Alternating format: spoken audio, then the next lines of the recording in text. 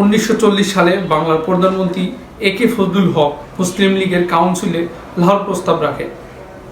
একে ফজলুল হক ধারণা করেছিলেন যে প্রস্তাবে বাংলা ও আসাম মিলে একটি স্বায়ত্তশাসিত এলাকা প্রতিষ্ঠিত হবে।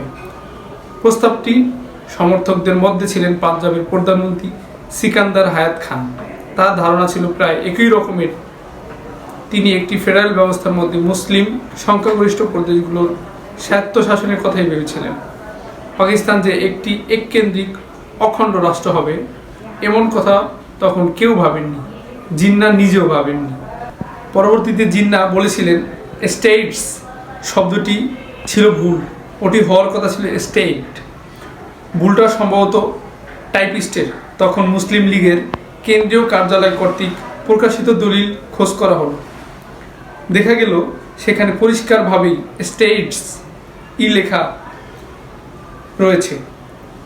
অত বড় ব্যাপারটা যে বেচারা টাইপিস্টের অসতর্কতার ফলে হতে পারে না সেটা মোটেই বুঝতে কষ্ট হয় না।